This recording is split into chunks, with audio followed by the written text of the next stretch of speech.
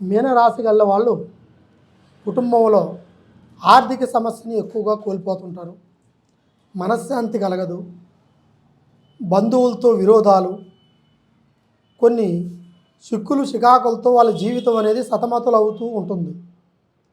ఈ రాశి గల వాళ్ళకి ముఖ్యంగా చేయకూడనివి అపరిచితుల వ్యక్తులతో వీళ్ళకి పరిచయాలు పెంచుకోకూడదు. ఎక్కువగా స్త్రీలతో పరిచయాలు పెంచుకోకూడదు. కుటుంబంలో అధికారంలో సంపాదించాలి, ఏదైనా చేయాలి అనుకున్నప్పుడు దాన్ని ముందుగా ఎదుటి వ్యక్తులకి చెప్పి చేయకూడదు. అదేవిధంగా వాళ్ళ మనసులో అనుకున్న కార్యాలు సంపూర్ణంగా చేయాలి. ఏ కష్టం వచ్చినా దాన్ని ముందుకు నెట్టుకొని పోగలగాలన్న ధైర్య సాహసాలు కలిగి ఉండాలి. ఆ విధంగా వాళ్ళు కొంతమంది మనశ్శాంతిని కోల్పోయి ఉంటారు. అదేవిధంగా వాళ్ళు ఎదుర్కోవాల్సిన విషయాలు, రేపు భవిష్యత్తులో జరగాల్సిన విషయాల గురించి రేపు రానున్న రోజుల్లో అంటే 2025 విశ్వనామ సంవత్సరం వీళ్ళకి మంచి భవిష్యత్తైన సంకల్పమైన రోజులు. ఈ రోజుల్లో వాళ్ళకి మంచి యోగ బలం అనేది కూడుకుంటుంది. కోర్టు సమస్యలు ఉంటే తీరిపోతాయి. తర్వాత ఆర్థిక సమస్యల్లోంచి కొన్ని బయటపలిగే అవకాశాలు కొన్ని ఉంటాయి. డబ్బు నిలబెట్టుకోగలుగుతారు.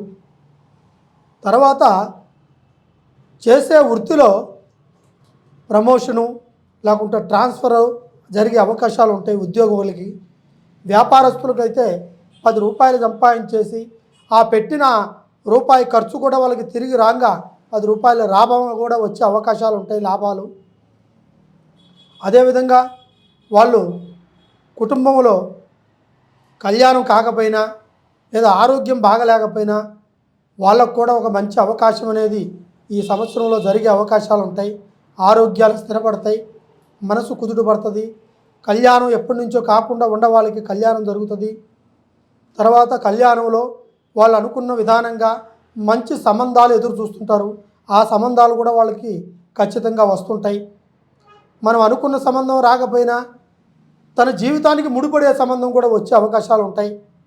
ఖచ్చితంగా ప్రయత్నిస్తే మాత్రం కంపల్సరీగా వాళ్ళకి మంచి ఒక వెలుగు లాంటి జీవితమే దొరుకుతుంది. అదేవిధంగా వీళ్ళకి మీనరాశి గల వాళ్ళకి కొన్ని పనులు చేయాలనుకున్నప్పుడు వీళ్ళు పార్ట్నర్షిప్లో చేయకూడదు, సొంతంగా చేయాలి. సొంతంగా చేస్తే వీళ్ళు అధికారాన్ని సాధించుకోగలుగుతారు. రేపు జరగబోయే ప్రయత్నాన్ని వీళ్ళు రూపుదిద్దుకోగలుగుతారు. మంచి మార్గాన్ని ఎత్తుకోగలుగుతారు. ఆ మార్గంలో వీళ్ళకి కొంతమంది సన్నిహితులు వాళ్ళ ద్వారా కూడా కొంచెం మంచి మాటలు కూడా వీళ్ళు నేర్చుకోగలుగుతారు. దాన్ని బట్టి ఎదుటివాడి ఎదుగుదలను బట్టి వీడి ఎదుగుదలకు కూడా ఒక మంచి మార్గం ఏర్పడే అవకాశం ఉంటుంది. డబ్బు నిలబెట్టుకుంటారు. కానీ ఎట్టి పరిస్థితుల్లో మాత్రానికి ఏ విషయాన్ని మీరు ముందుగా చెప్పి చేసేదానివల్ల ఏది జరగదు. దాన్ని ఒకటి మీరు మనసులో గట్టిగా తీసుకోవాలి మీరు. అదేవిధంగా ఈ మీనరాశి గల వాళ్ళు కొంతవరకు మనసులో ఒకటి పెట్టుకొని బయట ఒకటి ఆలోచిస్తుంటారు కొంతమంది. అలా చేసేదానివల్ల ఏమవుతుందిరా అంటే నువ్వు మనసులో అనుకున్న విషయం వాడితో చెప్పకూడదు, అయినా సరే టక్కన వాడి దగ్గర చెప్పేస్తావు. చెప్పినందువల్ల వాడు నీ మీద ఈర్ష్యకో కోపంకో పగకో దారి తీసే అవకాశాలు ఉంటాయి. దానివల్ల మీరు ఏది చేసినా కూడా మనసులో ఉన్నదాన్ని మనసులోనే ఉంచాలి. కంఠం నుంచి వచ్చే మాటని కంఠం నుంచే వాళ్ళకి చెప్పాలి.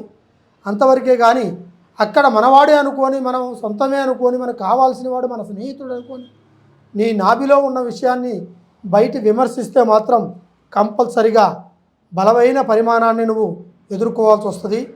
కాబట్టి నువ్వు ఎటువంటి మీకు సమస్యలు ఉన్నా కూడా ఈ గురువు గారిని ఒకసారి సంప్రదించేట్టుకైతే మీకు సరైన సమాధానము, సరైన పరిష్కారము, సంపూర్ణమైన భవిష్యత్తుని మీకు అందించి మీ జీవితాన్ని ఖచ్చితంగా ఒక మంచి మార్గంలో నడిపించి మంచి స్థాయిలో కూర్చునేటట్టుగా నేను చేయగలుగుతాననే నమ్మకంతో సర్వే జనా సుఖినో భవంతు. ఓం నమః శివాయ.